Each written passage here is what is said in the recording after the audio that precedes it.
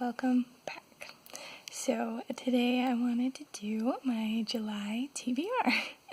It's technically a few days late, I guess, since it's already the 4th of July, but I don't care that much.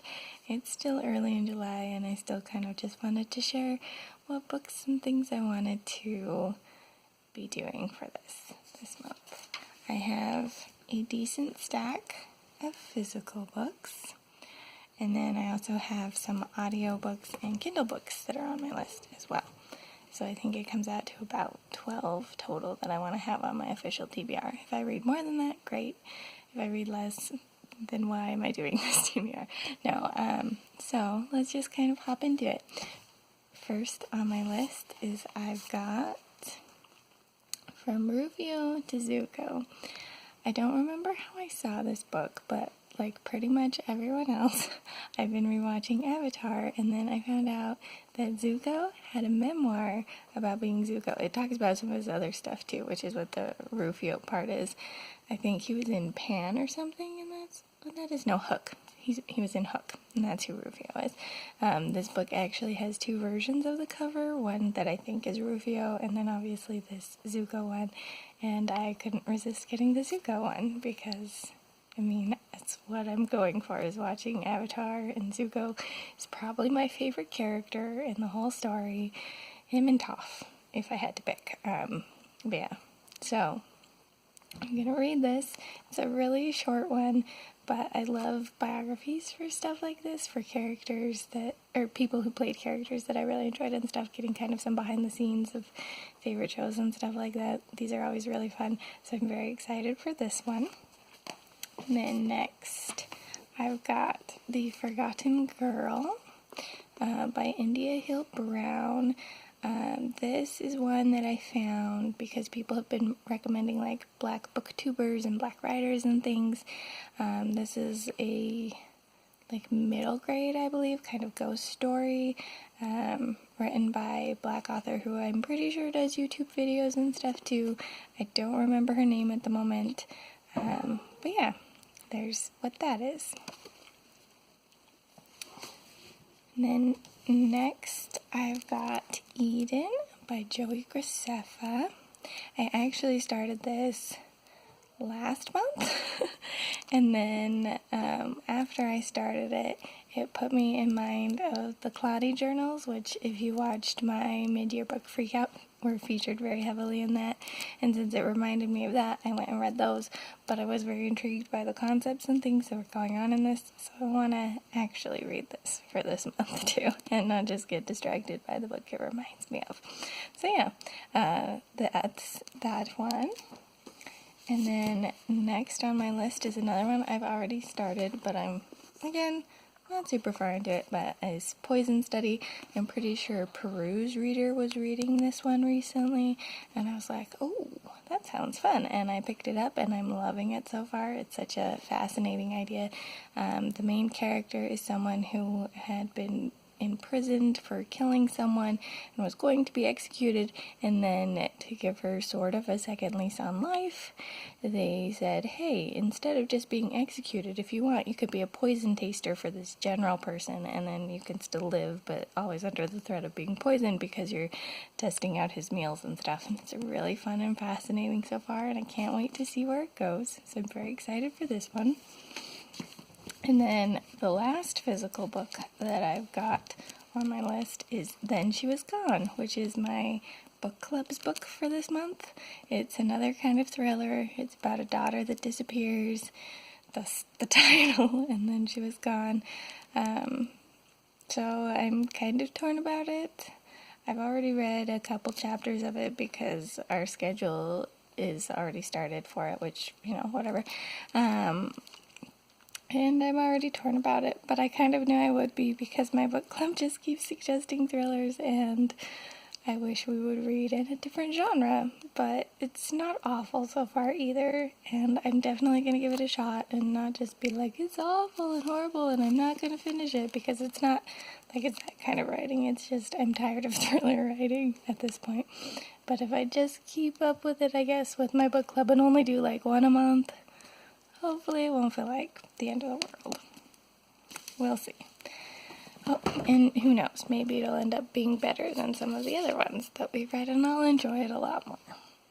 Who knows? Okay, so, and then so far as like audiobooks and stuff, I'm currently in the middle of Uncle Tom's Cabin, which was part of my Black Book TBR that I wanted to read, and so I figured I'd just jump right into it.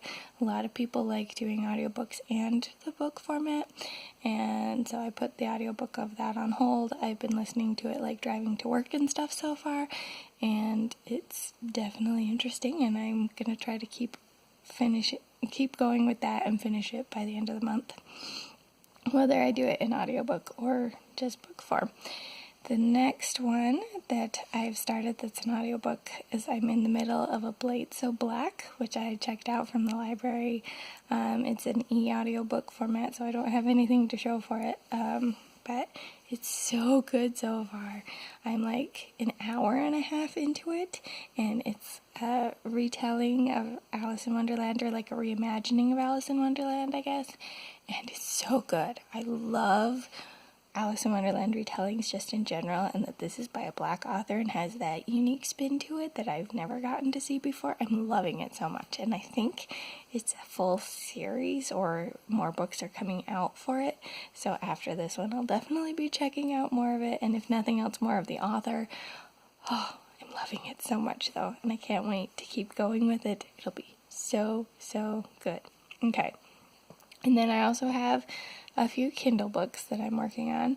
I'm working on White Rage, which I did start last month because I wanted to participate in the Blackout Readathon, which I did still attend, but I did not finish either of the reading for it because it's fairly heavy nonfiction, and I was just struggling to be able to like cope with it, if that's the right term for it. Like, it was just such heavy topics that it was hard to motivate myself to want to read it a lot, especially in the time frame that I had to read it.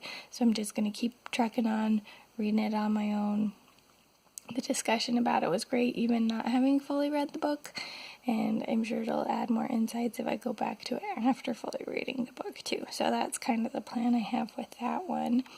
I also actually bought this one, but it's on my Kindle, and it's The Shaping of an Angry Black Woman, which is a poetry book by Tamara Woods, and I'm loving it so far. I think I'm like 50% of the way through, and the poetry is just so good. It reminds me in some ways of what I like about like Sylvia Plath's writing. It's got just some very visceral feeling to it and a lot of emotion, and I love the description that's used in the poems as events and things and stories are kind of told through the poetry. I'm loving it so much, and I'm so glad that I bought it, and it's not just like a Kindle Unlimited that'll go away when I'm done with it, because it's one I definitely want to revisit, and I might end up buying a physical copy of too. We'll see. And then the final Kindle novel that I have not started this one, and I probably won't start it for a while, but is The Killer Knight and the Murderous Chairleg, which is another Point Muse cozy mystery. This one's actually number 1. The one that I reviewed previously on my channel was number 0, so kind of a prologue book. But anyways, for this one, I picked it because Becca and the Books is doing a book-opalathon based on her Bookopoly or TBR that she does, but she wanted it to be like something that her subscribers and stuff can do too. And her first prompt for it she already gave out, so that people can kind of be planning that, and then there'll be more prompts throughout the actual Bookopalathon, which is in like 2 weeks, I want to say. I can post information down below about it if you're interested. But anyways, her first prompt was either like a chance card, which I have not set up anything like that, or to do like a paranormal fantasy contemporary kind of story. And this Point Muse cozy mystery is the only thing that I had that was a paranormal, and I was like, well, I did buy the book, so I may as well actually read it and see if I like it better than number 0. So that's my plan with that one, and hopefully her other prompts end up being books that I'm more interested in. But at the very least, again, it's getting me to read something that I bought. You may as well read the things if you're going to have bought the things. So yeah, That's all I've got on my TBR for July. Let me know what you're reading, if you've read any of these books, if you're excited to see kind of my thoughts and opinions on any of them, because the majority I'll probably do videos on if I get through. Obviously, like book club book is going to have reviews because I've been breaking it up in the parts of the weeks that we've been reading it, so that'll be coming.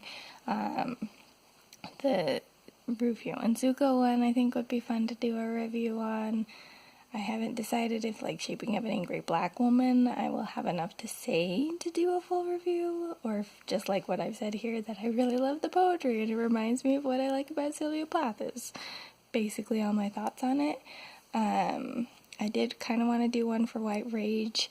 I talked about it when I first mentioned that I wanted to participate in the Blackout Bookathon, and even though it's way past that time, I still think that might be a good one to get through for that, and do like a full video on and just talk about my thoughts on it.